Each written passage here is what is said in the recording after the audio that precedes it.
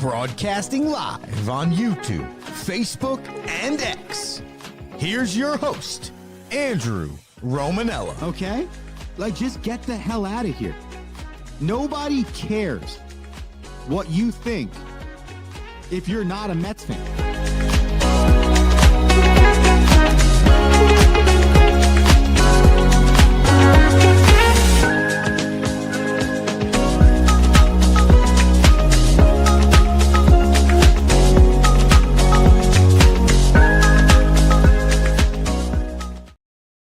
What's going on, everybody? Welcome into a Wednesday edition of the Rome Show, broadcasting live on YouTube, Twitter, X, Instagram, and Facebook. I'm your host, Andrew Romanella. We got a dynamite show for the people, the Olympics, men's hockey quarterfinals, scandal in the Major League Baseball Players Association, and franchise tag time in the National Football League. So much to do. Get in on the action.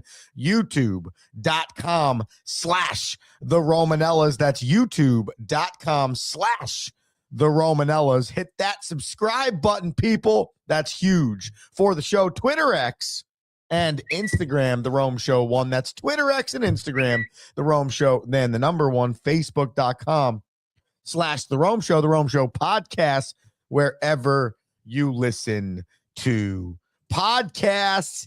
In Italy, Team USA continues to battle the dominant country of Norway and the like as they collected 2 more medals yesterday, one in big air skiing freestyle and another in speed skating team pursuit. The silver medal was won by Mac Forehand in big air skiing freestyle.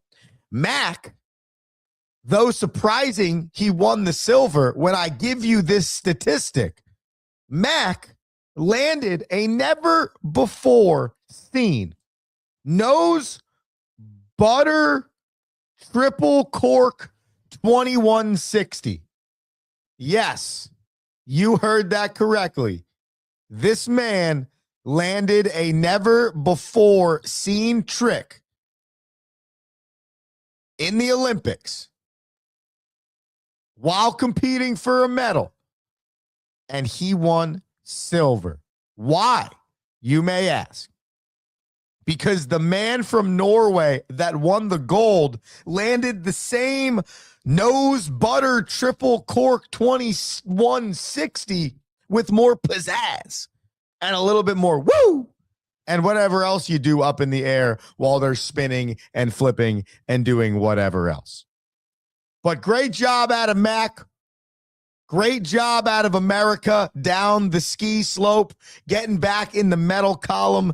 That is clutch, but that does not happen often. You don't do something for the first time on Olympic snow or on any snow, and you don't come away in first place. That is how good Team Norway is. The man that won the gold, not even going to botch his name, said that he never landed that trick before. So think about that. You watch the dude from America who's leading after 3 runs down the slope, and he lands, I'm going to keep saying it because it's electric, a nose butter triple cork 2160. And you're like, damn, I got to go for it. And he does, and he wins gold by 2 points. Impressive. Really fun competition. By the way, can we talk for a second here on the names of some of these tricks in snowboarding and skiing? I mean, it's wild. It's like somebody goes up, okay? And let's be real. Almost 100% of the people that are watching anyone do anything when it comes to the Winter Olympics, let alone the big air in skiing and snowboarding, has no clue what they're doing or attempting to do. You know they're trying to flip. You know they're trying to spin. You know they're trying to get distance and air, but you have no clue what they're doing. And then the announcer goes, oh my God, what an unbelievable desk draw microphone 720 with a tuck. And you're like, yeah, that was sick. That Lego coffee mug hockey jersey 772 was electric. It's like, what are they saying? Where do we come up with these names? How did we get on nose butter triple cork 2160? How? But I love it. Could be my favorite part of watching snowboard, half pipe, snowboard, big air, ski, big air. Whatever the competition on the tricks is, I'm down because I'm looking for my next buttered muffin, hot bagel, black coffee 1080 with a twist, because that is one of my favorite moves I have ever seen. Speed skating team, they won a speed skating team pursuit silver medal. If you've never seen this before, it's wild. Okay. I thought regular speed skating was off the charts. Okay. And as somebody that's been on ice his entire life, I feel like I respect even more as I learn more about the sport, the angles that they're at, the edges that they're cutting, the speeds that they're going, the way that they run these races, skate these races, I should say, excuse me. Speed skating's a wild sport. But then you put 3 or 4 people on a team in a speed skating relay or a team pursuit, and you're like, what the hell is going on here? It is wild. All right? But nonetheless, shout out to Team USA, Casey Dawson, Ethan Capurin, and I believe it's Emery Lehman for taking home the silver in the team pursuit. We love medals here in the United States. And right now, when you are looking at the medal count, Team USA resides in third place still with 23 total medals. Italy, the home country, host country, sits in second with 25. And Norway, the wagon of the Winter Olympics, sits in first place with the most golds at 15 by a long shot and the most medals by 7 with 32. Norway's got 15 golds. The next closest country is Italy with 9. Norway's got 32. Italy next closest with 7. Norway, second straight Winter Olympics, establishing its dominance as arguably, if not the greatest Winter Olympics country of all time. Team USA hockey looking for the first gold medal at the Olympics since 1980. Yeah, that's right. Every time you watch Herb Brooks yell again, and you seen that Miracle movie and Team USA battle for the gold in 1980, and you hear Al Michaels say, "Do you believe in miracles?" Yes. That's the last time the United States of America has won a gold medal at the Olympic Games. 46 years for those doing their common math at home. It has been a while. It has been since Mike Eruzione wore the C. We now have Austin Matthews. It was Jim Craig in net. Man, didn't want to take the test. You have such a different generation of United States hockey. We are arguably better as a nation at this sport than we have ever been. However, Finland, Sweden, obviously Canada, and other nations down the list are also greater at hockey than they have ever been. The world, as a collective, with the game of ice hockey, is better than it ever has been. And we don't even have the Republic of Russia, whatever they call themselves, in the Olympic Games. arguably, as Rocky has stated before on Hockey with Rocky, the Rome Show podcast, wherever you listen to your podcast a few weeks ago, Russia could be the best country in the world alongside Canada when it comes to ice hockey, and they're banned from these games. So you don't even truly have the best of the best when it comes to this competition from an international sports standpoint. So it's difficult for Team USA. It's not like our women's side, where we have been able to establish dominance as a 1B, though in this moment we look like 1A. We'll have to finalize that tomorrow when the two play each other. We are a juggernaut when it comes to women's hockey. We are expected to be in the gold medal match when it comes to women's hockey. Now, we on American soil might expect our men's team to do that. And we might expect that we have enough talent that we should always be fighting for a gold. But you can't when the depth of these countries think FIFA World Cup is so deep.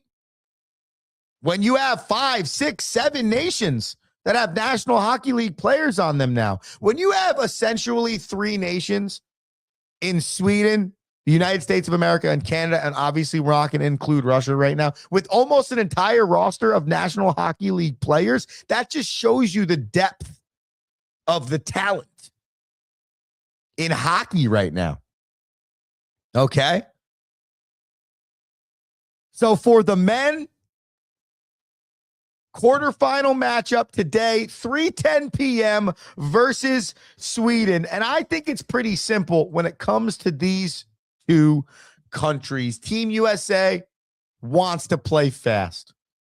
Team USA, I think about like a basketball team that's trying to score within 12 or 15 seconds of the shot clock. Get the rebound, push the basketball, get to the other end. Let's create havoc. For Team USA, it's let's use our speed and our athleticism to create pressure. If you remember Rocky talking about some downfalls on this team, which is why the Kachuk brothers bring so much juice to the boys, is because you want that physicality, because there's a lot of speed and finesse when it comes to this Team USA team. But there's got to be a little bit of that bruiser, throw the body around, because for Sweden, they are a control the pace structure type of team, because both of these teams have electric goaltending. That's a fact.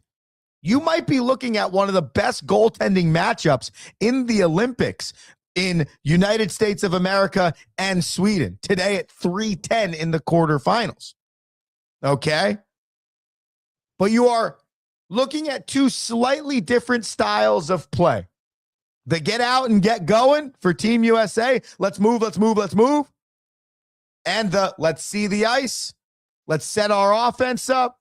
Let's be calculated, and let's use our defense and our goaltending to neutralize the best weapon of the other team so that we have a chance here. Team USA is favored in this contest. Both teams really good goaltending. Okay. So I think it's a split moot points there. When you look at the tournament as an overall, here is the scheduling. As you can see, there's going to be a reseed after the quarterfinals. So USA takes on Sweden, the aforementioned game.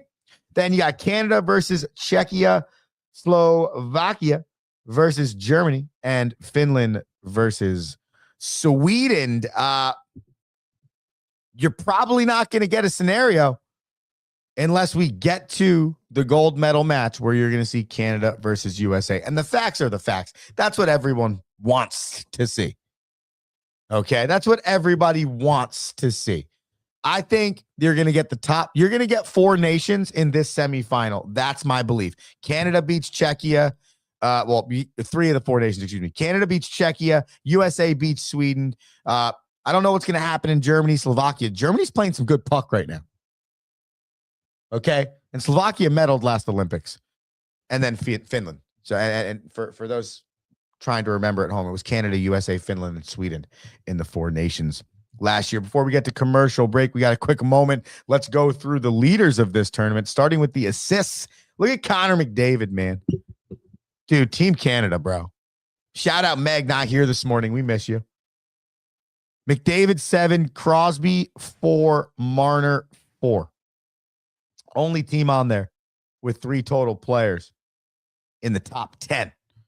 How about we go to points overall? There's Connor McDavid again. As we know, though, kind of like his predecessor, Sidney Crosby, Connor McDavid has the ability to be the best goal scorer in the league. Connor McDavid has the ability to be the best defensive offenseman in the league. He has the opportunity to be the best assist man, which he is in the league. Like Sidney Crosby. And I think oftentimes, because we do associate goal scoring with offense, not necessarily always people are like, oh man, assists. No. When you look at Connor McDavid, he could be the best assist man in the league alongside his Canadian counterpart, Sidney Crosby. You see Austin Matthews on there holding it down for Team USA. And then finally, here are your goals leaders. A lot more spread out on there. Team captain, Austin Matthews in 4th on that list with 3. But very spread out. Shout out Finland. Only group on there with multiple goal scorers. That's your info on the men's tournament. A lot to happen in the next 2 days to find out who's in the semifinal. All I know is you cannot miss Team USA versus Sweden today at 3:10. That is going to be a fantastic contest. We're going to take a quick commercial break. When we come back, we are talking MLBPA because the former director of the MLBPA, Tony Clark, resigned yesterday among some scandal accusations. We got to break that down because it's a big year for Major League Baseball heading into CBA negotiations. And if we have time, Super Bowl MVP to free agent 1 month later, that could be the path for Kenneth Walker. We'll break it down. Stay with us here on The Rome Show.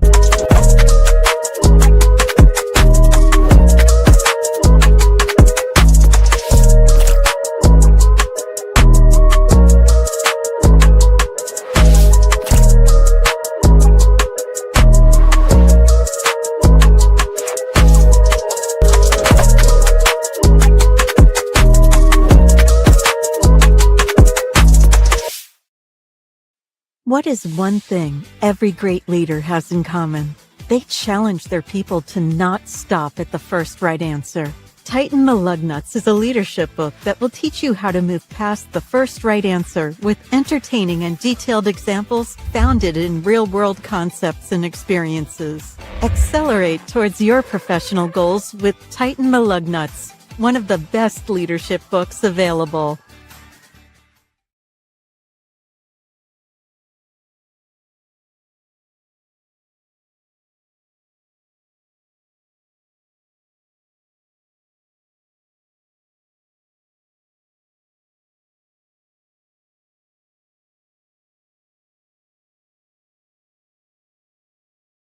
Connecting. Oh, we're back. There's my face. Hey, everybody. Welcome back to the Rome Show. Yeah, it is. I'm Andrew Romanella. We're broadcasting live on the old YouTube. YouTube.com/The Romanellas. Hit subscribe. YouTube.com/The Romanellas. While you're sitting there right now, just go type it in.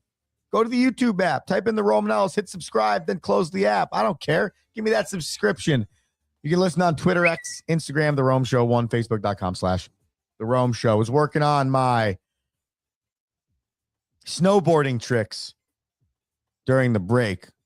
I'm thinking I'm going to call my next one snow shovel, backside, triple axle 190. I think that really shows everybody what I'm trying to do.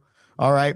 I think maybe we'll have like a a Rome show, 900, we'll keep the basic tricks in our repertoire. But for the most part, I was really thinking during the break about what I'm going to do next time I get on my board. And it's like, I think I'm going to go with a dresser draw, 4-wheel drive, backside 720 the next time I go down the hill. The next time Major League Baseball PA meets with the Major League Baseball owners, Tony Clark will not be in the building. Scandal forces the Major League Baseball PA executive director, Tony Clark, to resign amid investigation into inappropriate relationships with, you did not guess it, his sister-in-law. What? Tony, what are we doing here, man? According to reports, Major League Baseball and the MLBPA have started an internal investigation regarding inappropriate contact and relationship with former, hear this, employee and sister-in-law to Tony Clark in 2023. On top of that investigation, they're also investigating improper usage of funds from the Major League Baseball Players Association. So Tony Clark gets the hell out of there, probably prior to them having the chance to fire him, because it sounds like there's overwhelming evidence that he has done an absolutely terrible job of being the executive director of the Major League Baseball Players Association. And now, if you're the players, you're in a terrible spot. You are backs up against the wall of CBA negotiations, arguably the most important CBA negotiations in Major League Baseball history, because it sounds like outside of the Major League Baseball offices, the owners have pitchforks and they're willing to burn the stake down if they don't get a salary cap moving forward.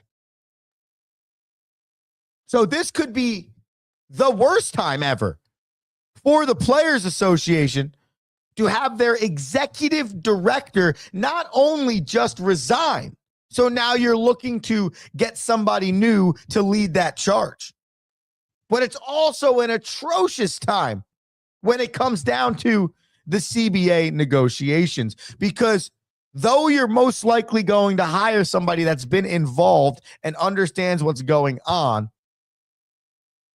that necessarily can't be the case, because if you're investigating the MLBPA and its administrative group for their handling of funds and other inappropriate handling of finances, how could you turn around and say, okay, well, the assistant director is now the director? What if the assistant director was equally as messed up? What if the assistant director was equally messing up things as much as, or right-hand manish to the executive director? Anybody. If you're investigating poor usage of finances, it's really hard to promote somebody from within. And you are heading down a path of a lockout if you do not figure out your side of this thing. If you can't figure out what your battles are, what you're fighting for in the CBA, or what you're willing to not play for, you're going to lose. The owners are too powerful. They're too prepared for this fight. Terrible time. Terrible time for the Players Association. Terrible time for the players in Major League Baseball. You have really truthfully now changed the course of this CBA. And I hate people like this. It just sounds like this entire story is an abuse of power. That's loser behavior. Tony Clark, that's loser behavior. You held an elite position, a position that truthfully could be a reasoning, not just in the future, but also in the past, for why the game has changed and maybe taken its turn to a better place. You're a part of that. And now the only thing we're going to remember is you're a scumbag loser. Sorry, not sorry. Relations with your sister-in-law? Come on, man. Last thing I'll say. Apparently, the MLBPA got like a bunch of money for some like community events, like over millions of dollars.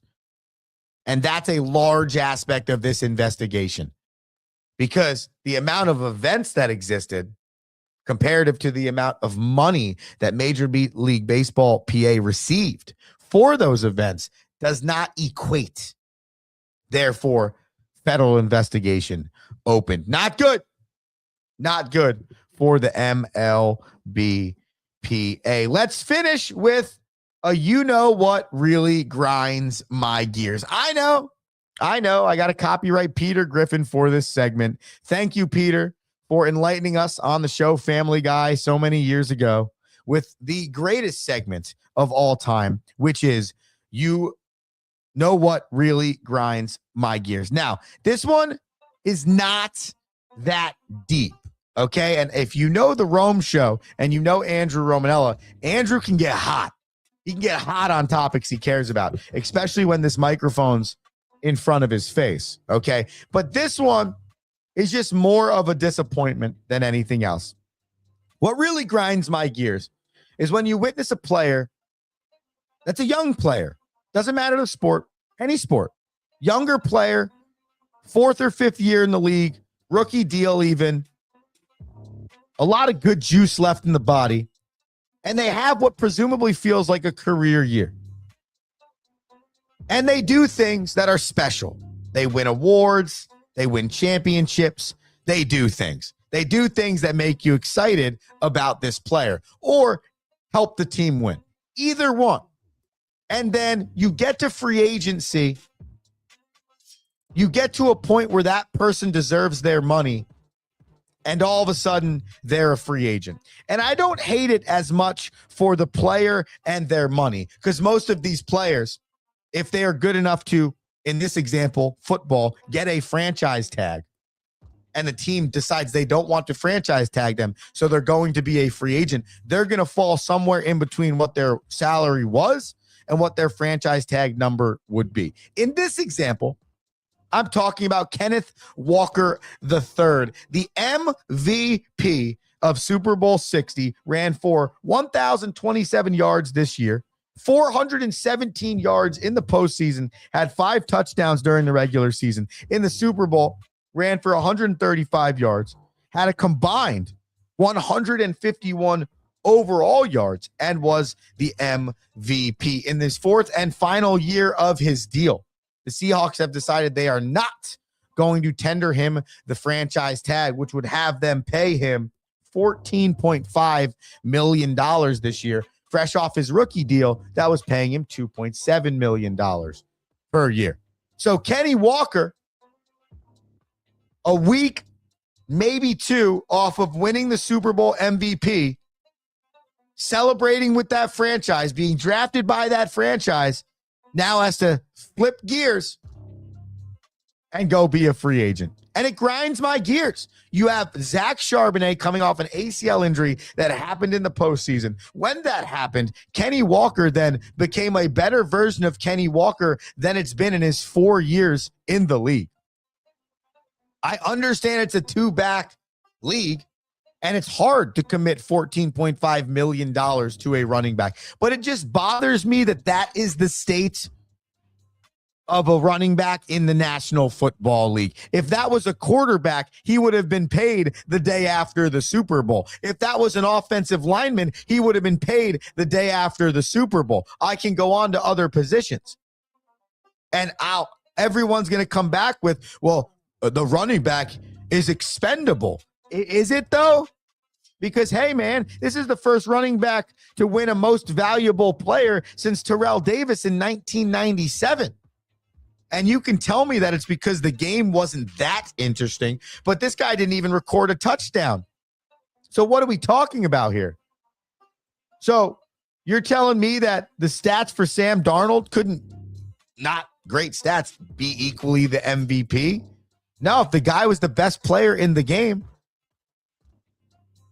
the most valuable player. That would mean if we removed him from the game, it wouldn't be the same game. So I am grinded. My gears are grinded by my annoyance with the state of the National Football League and the running back position, because that is truthfully what this conversation is. There's not as much value in the running back. They believe they can find another rookie in the draft this year that can give them that same 1,000 yards, and maybe they're right, and they can save $12 million, therefore making their team better. And I don't disagree with that principle. I don't disagree with it. It's just frustrating. It almost makes no sense. Guy is at the pinnacle of his career for the short period he's been in, and he's being told, we don't want you. That, to me, is wild, and that is what grinds my gear. Anna? Thank you, everybody, for tuning into the Rome Show. Man, it is so much fun to broadcast the show at its true time, 7:05, 7:10-ish. Hope everybody enjoyed. Thank you for tuning in on Instagram, on Twitter, X, on Facebook, or on YouTube /the Romanellas. I will see everybody tomorrow. You have a fantastic Wednesday. Maybe I'll even say have an electric day. Andrew Romanella. Peace. Thank you for listening.